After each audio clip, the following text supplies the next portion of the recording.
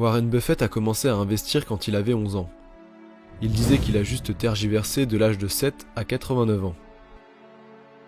Il a acheté sa première action à 11 ans et a ensuite expérimenté tout un tas de choses comme le timing des actions, les graphiques et toutes ces choses folles. C'était très amusant, disait-il. Sans profit, mais très amusant. Il a fait ça jusqu'à ses 19 ans. J'ai lu tous les livres sur l'investissement à la bibliothèque publique et j'ai tout dévoré. C'était fascinant pour moi, mais je n'avais aucun cadre. Je cherchais juste quelque chose. J'espérais que les petites choses sur un graphique me diraient quelque chose sur l'évolution d'une action. C'était un peu fou comme manière de procéder, mais tout le monde le faisait, alors je me suis dit que j'allais le faire aussi. Parfois, il mettait le graphique à l'envers pour se faire passer pour un pro, mais vous savez, ça ne sert toujours à rien. Puis en 1949, il a lu Graham. Il n'en avait jamais entendu parler jusqu'alors. Et il disait qu'il n'y a vraiment que 2 chapitres dans ce livre qui sont la clé de tout. Ces 2 chapitres ont défini mon cadre philosophique pour l'investissement de 3 façons. Ils sont si basiques et si simples. Il est difficile de comprendre comment ils peuvent être si importants et si faciles à la fois. Mais les 10 commandements sont simples. Le premier est qu'une action fait partie d'une entreprise. Je veux dire que vous ne pouvez pas considérer une action comme quelque chose de différent. Si vous évaluez une entreprise et que vous la divisez par les actions en circulation, ce à quoi vous devez penser, c'est à quel type d'entreprise vous vous engagez. Quelles sont ses caractéristiques économiques? Qui sont ses concurrents? Quel est son style de gestion? Toutes ces choses qui se rapportent à une entreprise, au lieu de simplement s'attarder aux petits symboles de téléscripteurs, chose que je faisais quand j'avais 11 ou 12 ans. Je connaissais les symboles de téléscripteurs de chaque entreprise à la bourse de New York. Je pouvais marquer les drapeaux, mais je ne savais rien sur l'entreprise elle-même. Je ne savais rien du tout. Je ne savais pas ce qu'il y avait derrière. J'ai donc dû commencer à considérer ces petits symboles ou ces petits noms dans le journal comme des entreprises, et j'ai ensuite décidé de chercher à savoir comment évaluer une entreprise et ce qui compte réellement dans une entreprise. La deuxième chose dans ce livre, nous dit Warren, est que Graham vous donne un merveilleux point de repère sur la façon dont l'investisseur doit réagir aux fluctuations du marché boursier. Il parle de son mythique personnage Monsieur Marché du chapitre 8. Il n'y a rien de mieux à écrire sur l'attitude des investisseurs face au cours des actions. La plupart des gens réagissent de la mauvaise façon au prix des actions.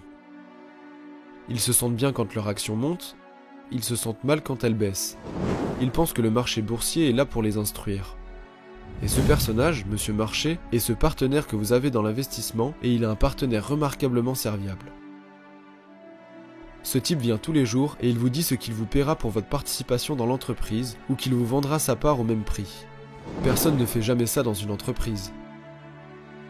Si nous sommes 2 à posséder une station de service, et que je vous dis tous les jours « je veux que vous veniez et que vous me proposiez la moitié de votre intérêt dans la station », et je peux soit t'acheter ta moitié, soit te vendre ma moitié au même prix, et tu dois venir chaque jour et le faire. Vous seriez terriblement désavantagé. Vous seriez particulièrement désavantagé si vous êtes cette personne sur le marché. Parce que Monsieur Marché est un ami du marché qui vous donne ses chiffres tous les jours, des chiffres différents au début de la journée. Mais il le donne à un prix que vous allez soit acheter, soit vendre. Et ce qui est beau avec lui, c'est que ce type est alcoolique, maniaco-dépressif. Je veux dire, il est aussi peu sain qu'il ne peut pas garder une constante toute la journée. Et vous savez, il va citer toutes sortes de prix fous. Et vous n'avez pas à y prêter attention sauf pour une chose. C'est à votre avantage de faire quelque chose qui est une fois par an, parce qu'une fois tous les 5 ans, c'est une action sur 3000. Tout ce que vous avez à faire est de vous asseoir là et attendre. Et tu n'as aucune responsabilité morale envers cet abruti sur le marché. Je veux dire, il nomme ces numéros que tu ne lui as pas demandé, mais il le fait. Et tout ce que vous avez à faire, c'est de choisir le moment où il est particulièrement déprimé, ou particulièrement maniaque, ou particulièrement ivre, ou quoi que ce soit. Et le marché sera tout cela à la fois. Et vous en profitez. Et c'est ce qui est remarquable avec les actions, si vous y réfléchissez, c'est que si vous regardez les hauts et les bas de toutes ces entreprises américaines depuis 1 an, vous verrez cas après cas que le haut est 2 fois plus haut que le bas. Les entreprises fonctionnent, payent les gens, vendent des marchandises, etc. Si vous regardez une terre agricole à 15 km d'ici, il n'y a aucune chance qu'en 1 an, la valeur de cette terre varie d'un supplément à une sortie et passe de X à 110%, ensuite à X ou vice versa. Si vous regardez le prix des appartements près d'ici, vous verrez qu'essentiellement, les chiffres sur les appartements, comme ça sur une année, ne bougent pas de 10%. Mais voici les meilleures entreprises et personnes américaines. Peu importe les chiffres que l'on balance dans tous les sens, vous n'avez pas à jouer sauf quand vous le voulez. C'est ça l'important. Et c'est ce que Graham vous dit. Le marché n'est pas là pour vous donner des instructions ou vous dire quoi que ce soit. Le marché est là essentiellement pour vous servir quand vous le voulez. Vous savez, la chose la plus importante à retenir dans les actions est très difficile à faire, parce que les gens ont tous ces sentiments à propos de l'action de telle ou telle entreprise. Mais l'entreprise ne sait pas que c'est vous qui possédez quelques-unes de ces actions. C'est pareil pour Berkshire Hathaway. La société ne sait même pas que vous la possédez, et l'action ne le sait pas, elle se négocie, mais elle ne sait pas que vous la possédez. Donc elle n'a aucun sentiment à votre égard. Je veux dire, vous avez tous ces sentiments à ce sujet, mais c'est juste une partie d'une entreprise.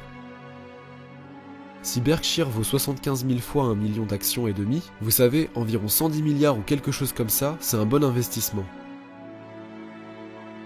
Si ce n'est pas le cas, c'est un mauvais investissement et vous devez évaluer l'entreprise, l'enterrer et passer à autre chose. Mais les gens ne font pas ça même à Wall Street. Vous pariez que vous entendez des objectifs de prix ou ce genre de choses. Vous verrez les personnes écrire un papier qui dit « Voici la valeur de cette entreprise au cours des 20 prochaines années ». Tu sais qu'est-ce que ça va donner? À combien devrait se vendre cette entreprise? Oubliez le prix auquel elle se vend. En fait, l'une des choses que j'aime faire lorsque je regarde des investissements, c'est de les regarder sans connaître le prix, parce que si vous voyez le prix, il a automatiquement une certaine influence sur vous. Si j'ai l'idée de rechercher une entreprise et que j'obtiens les 10 avantages et ainsi de suite, je préfère ne pas connaître le prix parce que je préfère l'évaluer sans connaître le prix. J'avais l'habitude de miser sur des chevaux quand j'étais enfant. L'une des choses que je faisais était d'obtenir le formulaire de course à l'avance, et s'il y avait 9 chevaux dans une course, je disais évidemment que les possibilités que chacun d'entre eux gagne la course devaient s'élever à 100%. Je veux dire qu'un seul cheval allait gagner la course, sans qu'il y ait d'égalité, ou qu'ils tombent tous raides morts dans la dernière ligne droite. Donc si vous regardez le formulaire de course et que je regarde la 3e course à Hialeah, j'essaye de calculer le pourcentage de chances que chaque cheval gagne la course. Et le total devait être de 100%. Puis je comparais ces pourcentages aux probabilités. Mais tout d'abord, je ne regardais pas les probabilités en premier. Je regardais les performances passées et tout ça. Pensez d'abord au marché boursier de la même manière. La 3e chose dans le livre de Graham est la marge de sécurité. Si vous arrivez en surcharge sur un pont qui supporte 4 tonnes, vous ne devez pas vous permettre de conduire un camion de 40 tonnes. Puis vous descendez plus loin et trouvez un autre pont. Sur ce pont, personne ne sait exactement quelle est sa capacité. Donc vous laissez toujours une marge de sécurité. Vous n'essayez pas de couper les choses de si près. Vous attendez que quelque chose vous interpelle en bourse. Et avec ces 3 principes, sur cette base, vous pouvez construire toutes sortes de structures. Et si vous avez ça en tête et que c'est un vecteur intelligent, je n'ai jamais rien trouvé qui soit de loin comparable à ces 3-là. C'est juste que vous ne pouvez pas vous débarrasser d'une jambe du tabouret à 3 pieds et avoir quand même une bonne philosophie d'investissement. La chose la plus importante sur une longue période, et en travaillant avec de grosses sommes d'argent, est de comprendre l'entreprise.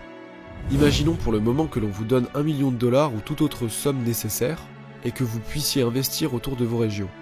Si vous voulez, dans un délai d'1 semaine, acheter 3 entreprises privées, qui ne font pas de commerce ou quoi que ce soit de ce genre, et que si vous n'y arrivez pas dans le délai, vous devez rendre l'argent. Que ferez-vous? Je veux dire, vous pouvez examiner toutes ces entreprises que vous connaissez bien, d'autres moins. Certaines, vous savez par leur réputation, leur direction, certaines d'entre elles, vous savez leur situation concurrentielle. À quoi allez-vous penser pendant cette période de 7 jours? Comment ferez-vous pour éliminer des entreprises de votre liste? Je pense que vous allez chercher 3 entreprises, telles que vous ne voudriez pas les échanger après les avoir achetées. Vous allez juste les posséder pour le reste de votre vie. Vous allez chercher des entreprises qui ont un avantage concurrentiel durable. Vous ne voulez pas acheter une franchise Burger King juste parce que personne ne s'est encore approché à moins de 10 km, car Wendy's, McDonald's et tous les autres seront bientôt là. Ce n'est pas nécessairement celui qui gagne le plus d'argent maintenant. Vous allez chercher quelque chose avec un avantage compétitif durable. Il faut pour cela que l'entreprise soit entourée d'une sorte de douve car le capitalisme, par définition, est un système où chaque fois que quelqu'un possède un château économique, quelqu'un d'autre va s'y attaquer. C'est juste la nature des choses. Si vous ouvrez un restaurant qui a du succès en ville, vous savez que quelqu'un va prendre votre menu et probablement votre chef, peut-être réduire votre prix, peut-être offrir un peu plus de parking, peut-être être un peu meilleur, peu importe. Ce que je veux dire, c'est que le capitalisme consiste à s'attaquer au château de l'autre. Si c'est le cas, vous voulez un château avec de grandes douves autour, et il y a beaucoup de façons d'avoir un moteur sur quelque chose. Vous pourriez l'avoir par la protection des brevets. Vous pourriez l'avoir par l'emplacement et certaines zones particulières. Si vous avez quelque chose dans l'esprit des gens, comme Coca-Cola, 6 milliards de personnes dans le monde, pratiquement toutes ont quelque chose dans leur esprit à propos de Coca-Cola. Mais ils n'ont rien dans leur esprit à propos de telle ou telle culture. Si RC Machin Cola dépensait 1 milliard de dollars en publicité, il n'aurait pas la même influence dans l'esprit des autres comme Coca-Cola. Les gens ont dans la tête une idée sur Coca-Cola et généralement cette idée est plutôt positive. C'est pourquoi Coca-Cola veut être là où les gens sont heureux. Ils veulent être dans les théâtres, ils veulent être à Disney World, ils veulent être partout où les gens sont heureux.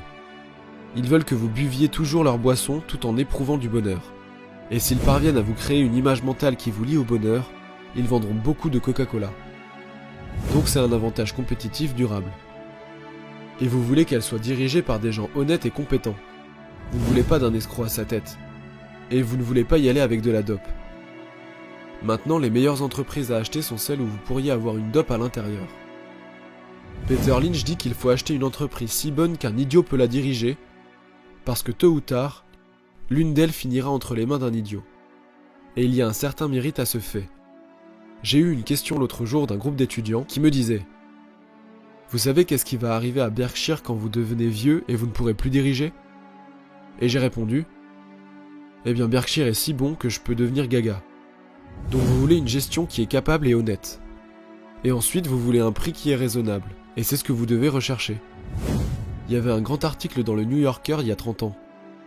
Lorsque Bobby Fischer jouait contre Spassky et Famous Chess Match, qui a attiré l'attention du monde entier, et ils ont examiné comment l'esprit pouvait, avec des milliards et des milliards et des milliards de possibilités, comment il pouvait regrouper les choses. Alors ils l'ont immédiatement réduit à 4 options.